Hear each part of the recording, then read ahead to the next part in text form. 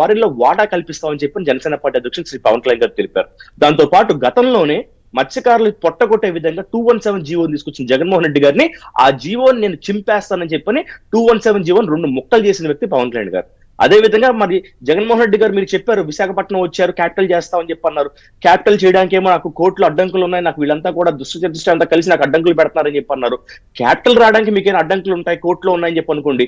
అభివృద్ధి చేయడానికి ఎవరు అడ్డుపడ్డారని విశాఖపట్నంలో? మరి జగన్మోహన్ రెడ్డి గారు గతంలో మా భీమిలి కాన్స్టిట్యున్సీకి వచ్చినప్పుడు మేము మత్స్యకారుల కోసం భీమిలిలో ముఖ్యంగా ఒక జెట్టి నిర్మిస్తాను, మూలకొద్దులో ఫిషింగ్ హార్బర్ కడతానని చెప్పి అన్నారు.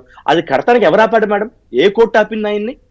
మరి ఈ రోజు వరకు కూడా భీమిలిలో ఒక జెట్టి నిర్మాణం చేయలేకపోయాడు. ఆయన ఇచ్చిన పాదయాత్రలో హామీ అయినా మన ఫిషింగ్ హార్బర్ కట్టలేకపోయాడు.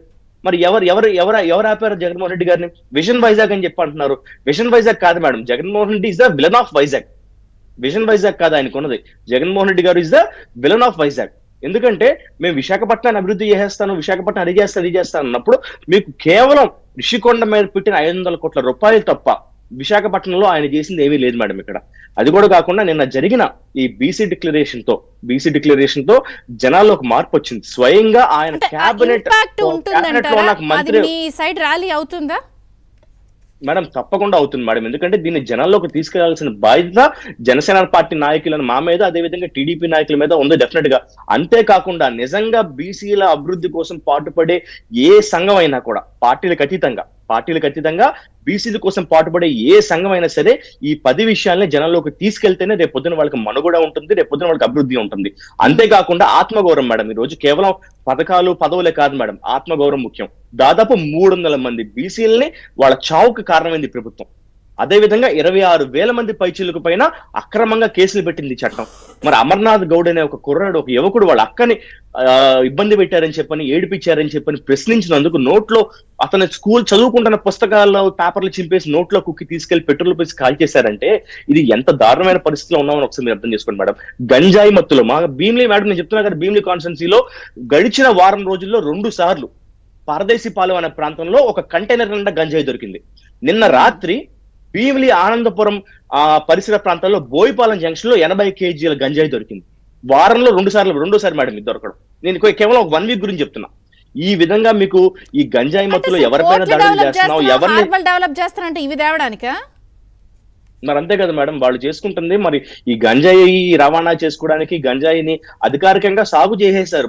మన పంట రాష్ట్ర అధికారిక పంట ఈ రోజు గంజాయి చేసేసింది వైసీపీ పార్టీ వచ్చాక. మరి ఈ మత్తులో ఎన్ని దాడులు జరుగుతున్నాయి ఎవరన్నా గుర్తించారా మేడం? ఎన్ని చిన్న చిన్న విషయాలు, కానీ మీరు లింకప్ చేసుకుంటే ప్రతి హత్యకి, ప్రతి దారుణానికి ఏమనుకోవట్లేదు. ఈ మత్తులో తూగి వాళ్ళు అసలు యువత ఉద్యోగాలు అడగరు, క్రైమ్ కి మళ్ళీపోతారు, ఆడవాళ్ళకి భద్రతకి రక్షణ ఉండదు. ఎన్సీబీ రికార్డ్స్ గంట కోటి, అరగంట కోటి, లేకపోతే దాన్ని ఏమంటారు అవర్లీ ఇన్ని మానభంగాలు, ఇవే కదా లీడ్ అవుతాయి. ఎండ్ ఆఫ్ ద డే చిన్నది మేడం. మా మధురవాడ ప్రాంతంలో ఒక ఫోటోగ్రాఫర్, 23 ఏళ్ల ఫోటోగ్రాఫర్ ని ఫోటోషూట్ కోసం అని పిలిచి రావులపాలెంలో చంపేసి, అతని దగ్గర ఉన్న 12 lakhs వర్త్ కెమెరా కోసం వ్యక్తిని చంపేసి పూడ్చిపెట్టేసి, ఎందుకు చంపామంటే నాకు కెమెరా కోసం చంపేశాను మేడం. అవును మేడం, 19 ఏళ్ల కుర్రోడు చంపేశాడు మేడం. 19 ఏళ్ల కుర్రోడు, 22 ఏళ్ల కుర్రోడు కలిసి 23 ఏళ్ల ఒక ఫోటోగ్రాఫర్ని చంపేశారు మేడం. అంటే వాళ్ళు ఏ విధంగా మత్తుకు అలవాటు పడిపోయారో, ఈజీ మనీకి అలవాటు పడిపోయారో, చంపినా కూడా మమ్మల్ని ఎవడు అడగడు అనే విధంగా వీళ్ళు తయారయ్యారు మేడం. మన యువకుడి కుటుంబానికి ఎవరు భరోసా? తన కాళ్ళ మీద తను నిలబడుతూ తన కుటుంబాన్ని ముందుకు నడిపిస్తున్న యువకుడిని, ఫోటోగ్రాఫర్ని, 22 ఏళ్ల కుర్రోడిని, ఒక బీసీ కుర్రోడిని చంపేస్తే ఎవరు సమాధానం చెప్తారు మేడం? ఈ రోజు వాళ్ళు ధైర్యంగా చెప్తున్నారు మేము చంపామని చెప్తున్నారు. ముఖ్యమంత్రి గారు మీరు అడిగిన ఈ ప్రశ్నలు టీడీపీ, జనసేన లేదా విశ్లేషకులు, ప్రజలు అడుగుతున్నాయి చెప్పకుండా నేను వాళ్ళకి రాజ్యాధికారం ఇచ్చా, ఇన్ని పదవులు కౌంట్ చెప్తూ ఉంటారు ఆయన ఎప్పుడు. అవునా కదా మేడం? ఆ పదవులన్నీ కూడా రాజకీయంగా, అవును మేడం, నిజమే మేడం. అంటే వీళ్ళకి ఏం చేస్తున్నారంటే, అంటే ఒక కోడికి మొత్తం ఏకలన్నీ పీకేసి దాని ముందు గింజలేస్తే ఎలా మళ్ళీ తిరిగి పాపం ఆ గింజలు తింటానికి కోడి వస్తుంది ఆ విధంగా. ఎందుకంటే కోడిగుడ్డు వీళ్ళకి బాగా ఇష్టం కాబట్టి కోడి గురించి చెప్తున్నాను నేను. ఏకలు పీకేసి దాని ముందు 4 బియ్యపు గింజలు వేసి తినడానికి వస్తే నమ్ముతుంది కోడి. అదే విధంగా బీసీ ఐక్యంగా ఉండే బీసీలని 56 కార్పొరేషన్ల పేరుతో విడగొట్టి, ఆ కార్పొరేషన్ విధులు లేవు, నిధులు లేవు, 2 కూడా లేవు.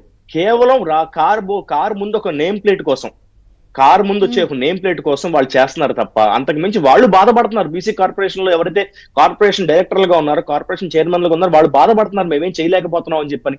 ఎందుకంటే నిధులు శూన్యం. వాళ్ళ పేర్లు అడ్డు పెట్టుకుని బీసీ కార్పొరేషన్ పేర్లు 56 పేర్లు అడ్డు పెట్టుకుని 56 కార్పొరేషన్లు అడ్డు పెట్టుకుని ఈయన డబ్బులు తీసుకుని అప్పులు చేస్తున్నారు తప్ప రేపు పొద్దున ఈ కార్పొరేషన్ మన నిధులు ఇచ్చినా కూడా అవన్నీ అప్పులు కడతాగా సరిపోతాయి మేడం.